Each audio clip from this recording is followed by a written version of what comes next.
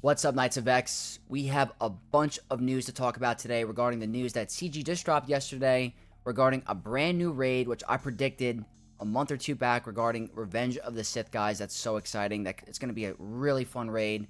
A whole new team for Lord Failure, which will no longer make him a failure, I hope, which is really cool because now we can probably split our Maul team with a Mandalorian faction. So that's awesome. We also have to talk about the new Bad Batch guys being a now requirement for the raid, as well as the new legendary character coming to the game. I think we know who it is. And also, guys, a little concern of mine for the new raid regarding Lord Vader himself. So, guys, let's get into it.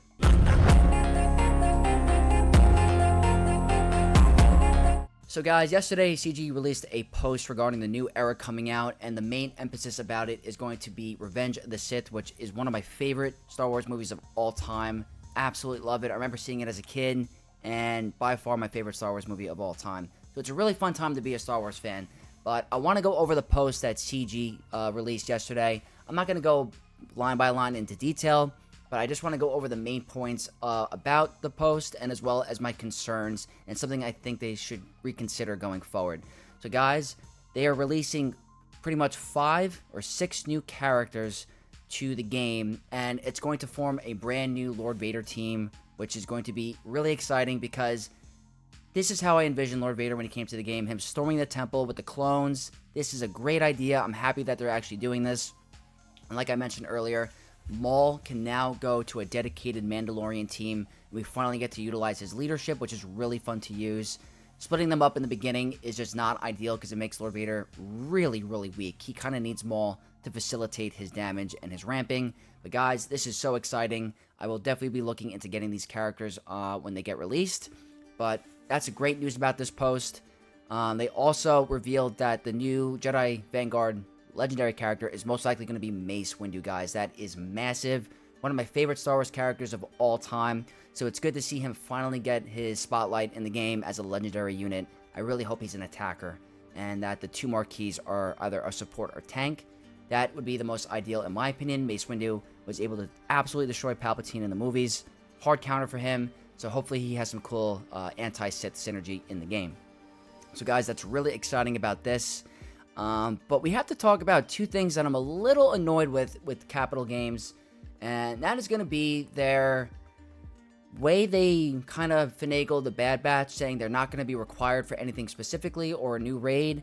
And now they actually are. So if you guys were thinking about skipping Bad Batch, it's not going to be almost a necessary team to farm if you want to participate in the new raid, because they are going to be a requirement, guys. And they're going to be very expensive. They're going to be very hard to get in the beginning.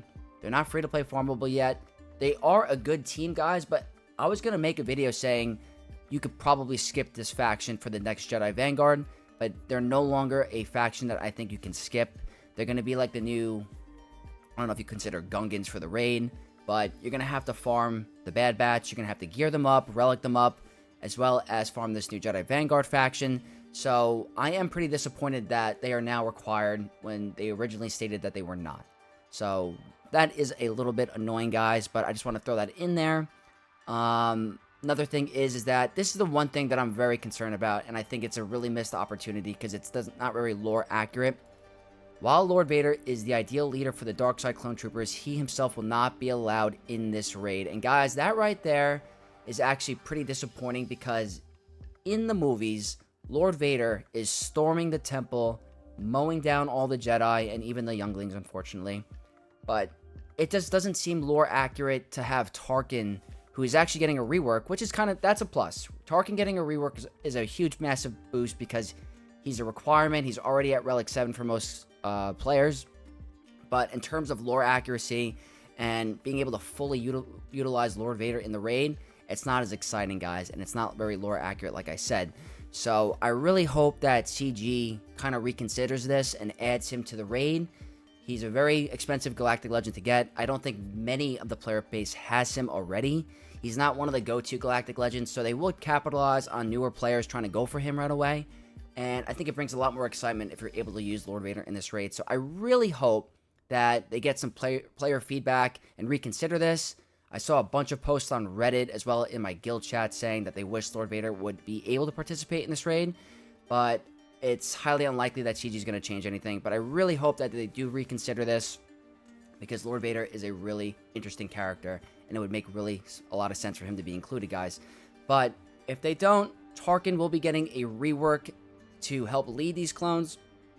So if you're an early game player who doesn't necessarily have Lord Vader yet, you can slot this new clone team into a Tarkin team, and hopefully it's pretty good.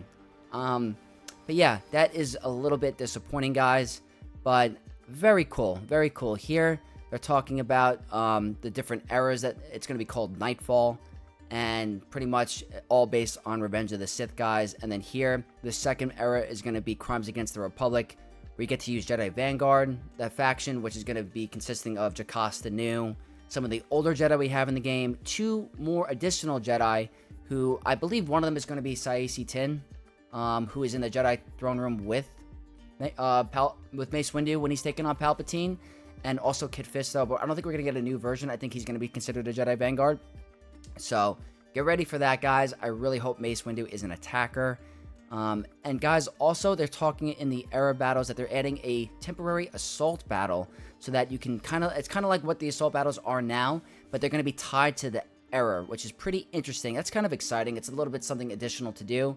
So I guess you're getting a benefit for kind of going for these characters right away, that if you farm them up and relic them up, you actually get to participate in a assault battle for them. So that's kind of interesting.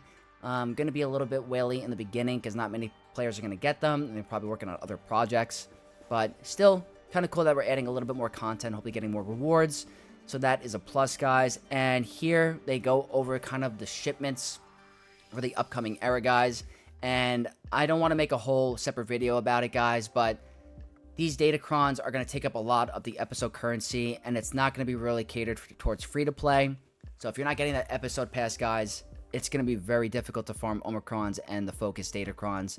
I believe another content creator, Calvin, also made a breakdown of that, so guys, check that out.